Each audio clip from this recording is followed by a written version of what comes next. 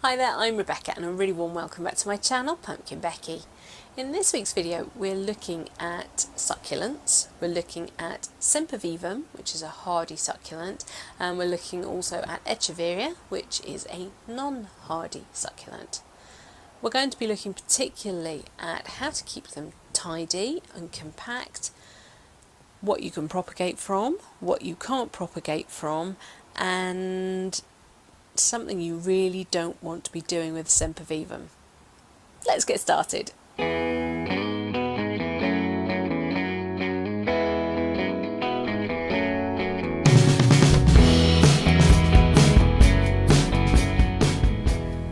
If you've ever kept succulents, then you're probably quite used to them doing this. This is called etiolation. It's where they stretch out, all the growth is up tip, all the lower leaves die off. The best thing you can do is take a sharp pair of scissors and cut the top off. Leave your crown for a few days and the stem will callus over. Once that's completely calloused, you can lay that whole crown onto the surface of some dry succulent compost. You might be lucky and find that that triggers the rest of the stem to produce pups. Brilliant! If the stem had leaves, just like this, you can see you can just pop the leaves off and lay them on the soil surface in their own little space, and very soon they will sprout roots as well. I did something similar with this Echeveria. A friend at work gave it to me to try and restore. She'd been keeping it in fairly low light conditions with a UV lamp on occasion, and she then suddenly decided to put it in full sunshine, and the leaves scorched. She lost a lot of the leaves. It was a beautiful, this whole thing was an incredible crown. We've got really unhappy everything's here. However, what I did, as the top leaves were all just falling off, they were so unhappy, so I took the remaining ones off, cut the stem and allowed it to produce new pups. So these are all new babies that have grown from that stem. I can go further. I can remove the rest of these leaves and let this just become a pup factory if I want to, and you can pop these off and do exactly the same. Let the stem callus over, and then once it's ready you can take it and pop it into its own pot of dry compost and only water it after maybe a week or so. Just let it be somewhere dry to start with so that it can get used to its new environment.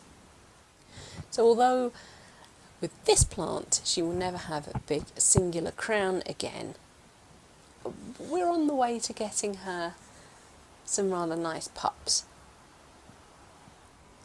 And in fact, here is one of those leaves that I popped off her plant, and you can see it has sprouted these gorgeous pink roots.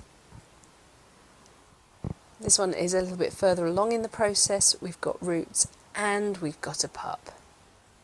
And the time will come when that pup has used up all the goodness it needs to from this leaf. It will dry up, fall off, and the pup will then start to live its own new life all on its own. In fact, this one is ready to pot on. So that's the story with non-hardy succulents, so houseplant succulents, the sort of thing you're going to find in garden centres, big box stores, indoors in the greenhouse section. Don't be afraid of a plant starting to look really tragic, because look how many babies you've got coming there. They will all potentially be independent plants. You could take them all off. There's more leaves I can harvest to do this again with. it's great. So you've got options here. If a plant etiolates or stretches to find the light and it gets too long, too tall, you can just take the crown off, replant it, and then potentially you've got lots more life to come from all the bits that are left behind after you've got your crown cutting. Hardy succulents like Sempervivum are very different, and I did actually have a question from one of my viewers asking me what to do with one of his etiolating Sempervivum. This is one of my Sempervivum planters that stays outside all year round. It's in very gritty compost.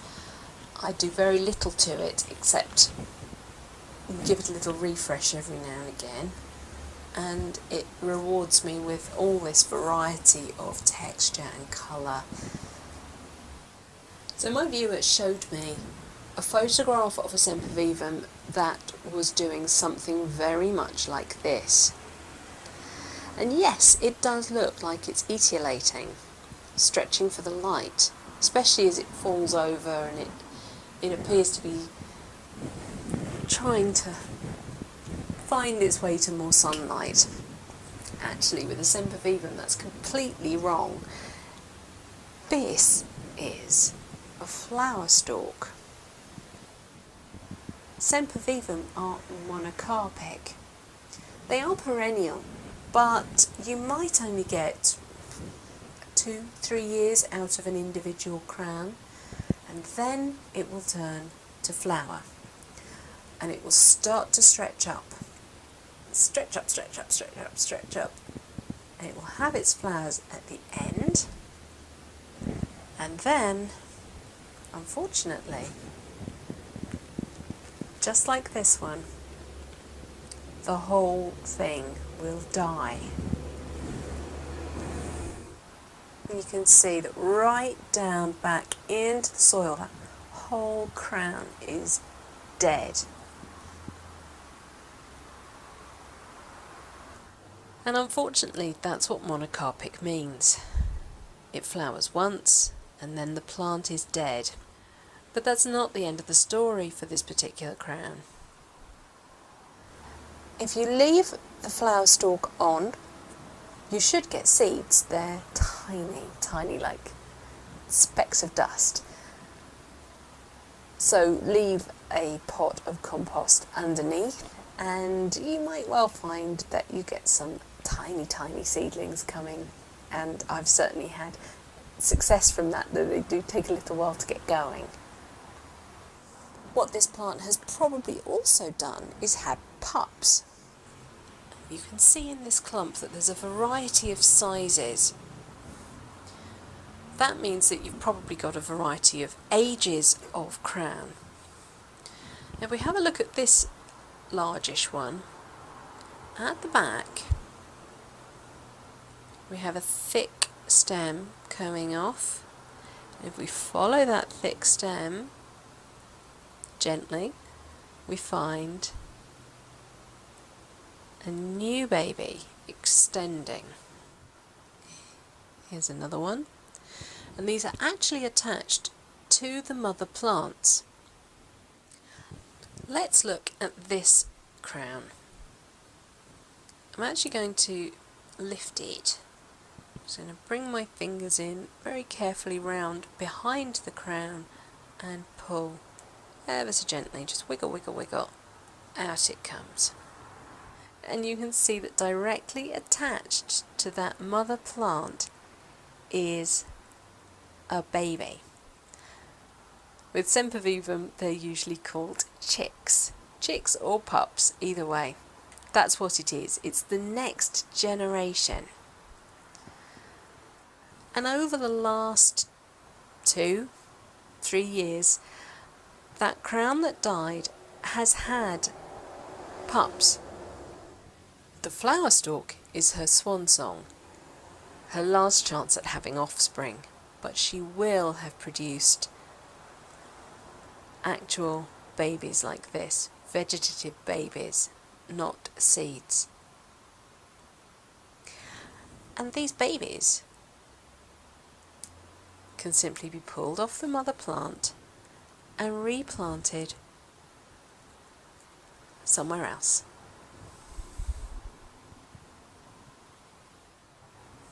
Now, not all Sempervivum are so lucky as to produce generations of babies. Unfortunately, this one has gone straight into a flower stalk, and that is it. The crown has rotted away. She's putting all her eggs into one basket and trying to have seeds. That's actually quite rare for a Sempervivum. I bought this last year, planted it up into this pot, and then this spring it just said no flowering, thank you. So whether it was already a fairly old crown, maybe it already was, it's sort of 2-3 years old crown, that's why it was so big. Maybe they've already had babies from it, but I've just got to hope for seed. So this planter has certainly looked better. It's filled out an awful lot, but it would be really great to be able to give some of those crowns a bit more space to exist, get air, light. I can pot some of those babies on somewhere else, make even more planters, and we've definitely got some. These are tree seedlings. I've just grabbed myself a little pointy stick that I can poke around and remove any mosses or seeds that aren't meant to be in here, weeds and seeds. Remove any leaves that look like they've gone a bit mushy, and generally just give it a bit of an overhaul.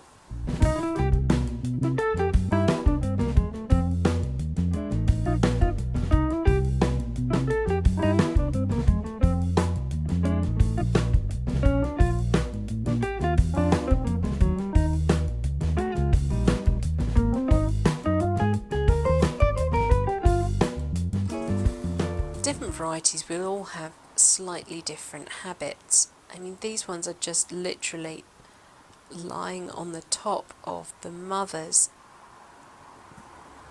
So to pop them all off, they're barely even connected to the mother plant.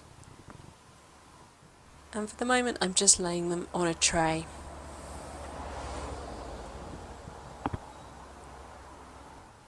I love the rosy red that these ones have on the outside.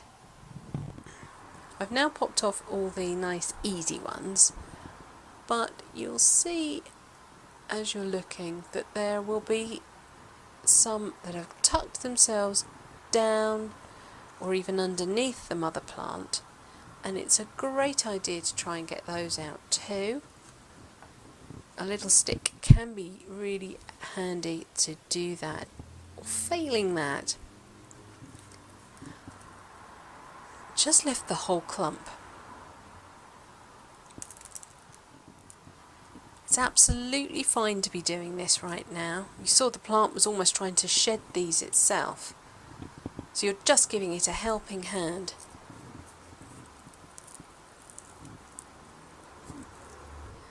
And whilst these pots look great while they're almost overflowing with plants, they actually can't sustain that for very long,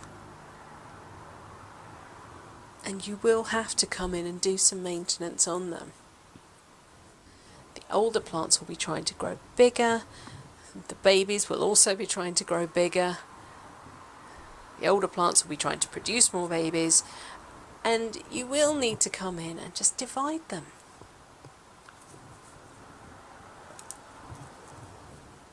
And with Sempervivum it just really couldn't be simpler.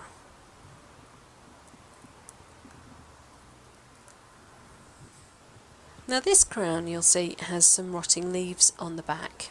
It's absolutely fine. I'm just going to remove these dead and dying leaves from the outside.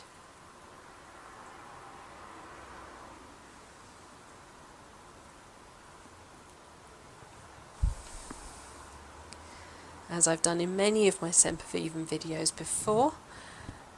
and I can pop it back onto the compost, and that will root down quite happily. We've had an awful lot of really hard rain lately, so there's a good chance, even though this is really gritty compost, that they've just got a bit overwhelmed with the amount of water.